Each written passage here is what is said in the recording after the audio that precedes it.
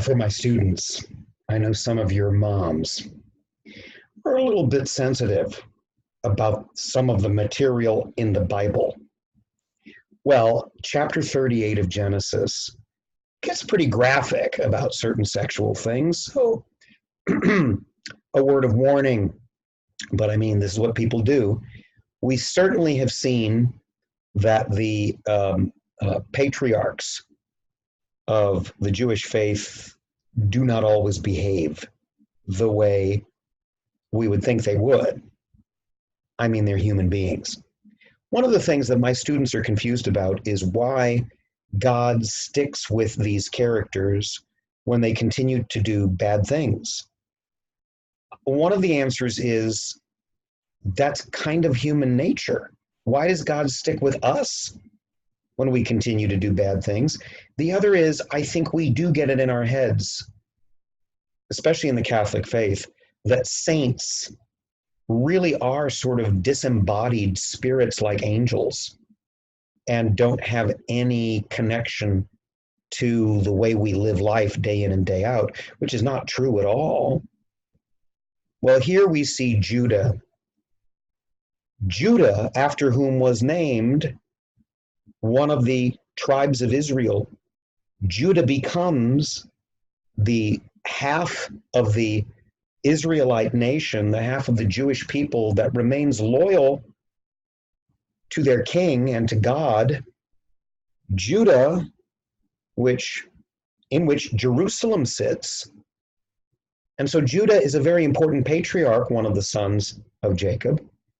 But in this chapter in particular, Judah and his sons behave very badly. And I'm going to try to be a little delicate since my students are homeschooled teenagers whose parents, I think, are pretty shocked at some of the stuff in the Bible. In this chapter, what we're dealing with is Judah's eldest son, Er, marries Tamar. But is wicked, and God kills him.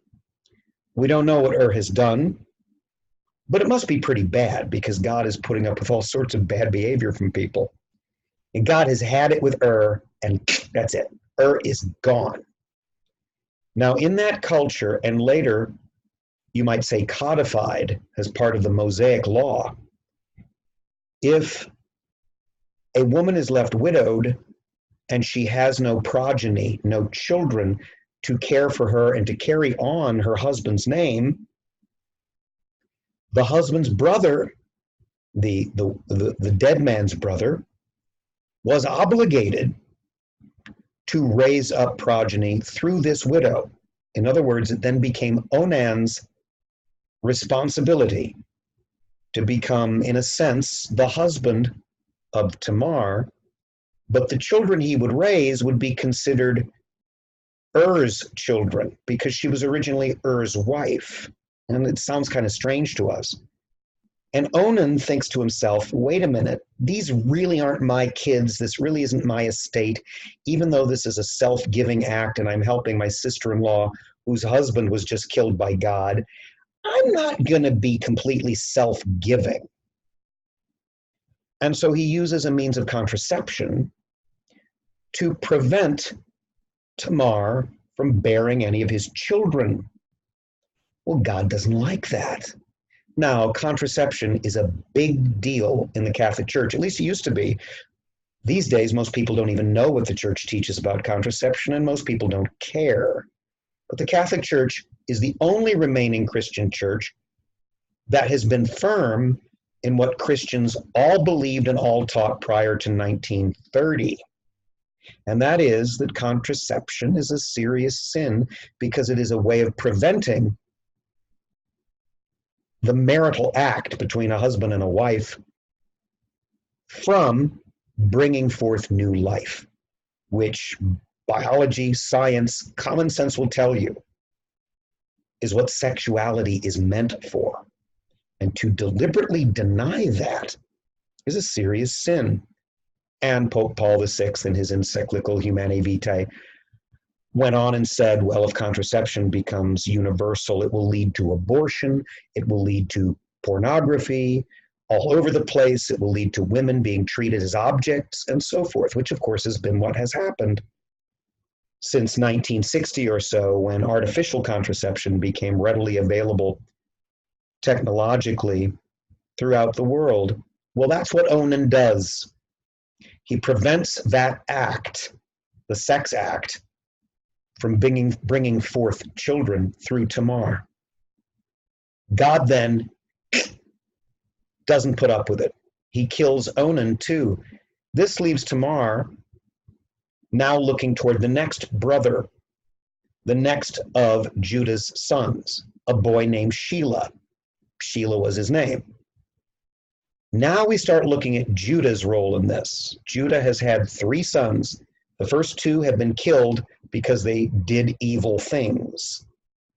But he's starting to worry that there's something going on with Tamar, and he's thinking, if Shelah now becomes her stand-in husband to raise children for Shelah might get bumped off by God. Something's going on with this woman. And so Judah says to her, wait a minute. Before I send Shelah to you, you're just going to cool your heels a bit, sweetheart, and you wait. That's where the story ends up, where this reading, the reading for today, finishes. We will pick up that story tomorrow. Meanwhile, I did want to do a quick little screen share, just to kind of remind you of the reality. Now, I'm not really big into, Christians are under attack. Oh, they're going to start persecuting us. Christmas is being attacked. I mean, I think some of the right-wingers go too far with that. But there's something quite true. Before I read this, I'm going to go back to, throughout the whole Bible, the main plot is God reaching out to us, and us in various ways rejecting that. The climax is the crucifixion of God incarnate. But what does Jesus say in our reading today from Matthew? The student is not above the teacher, nor the servant above his master. It is enough for students to be like their teachers and servants like their masters. If the head of the house has been called Beelzebul, how much more the members of his household? This comes at the end of this long section about what disciples are supposed to do once they're persecuted by the Gentiles. Jesus is our master, our teacher. We're not above him, but we're like him. By the grace of God, we hope we're like him. If they call the master of the house, the head of the house, Beelzebul, that was a name for a demon. If they call Jesus Christ, the head of our household, demon, what are they going to call us? In other words, we are bound to share in the rejection of Christ. And when we are persecuted, it will be the Holy Spirit who will be speaking through us. It's not up to us. When things go bad for us because of our faith, that's a share in the suffering of Christ. And in a sense, in the suffering of Job before him, and in the sense, the suffering of many of the Christ-like figures in the Old Testament. But more tomorrow. We're still catching up with the review of 1 Corinthians. And, oh, by the way, this is important.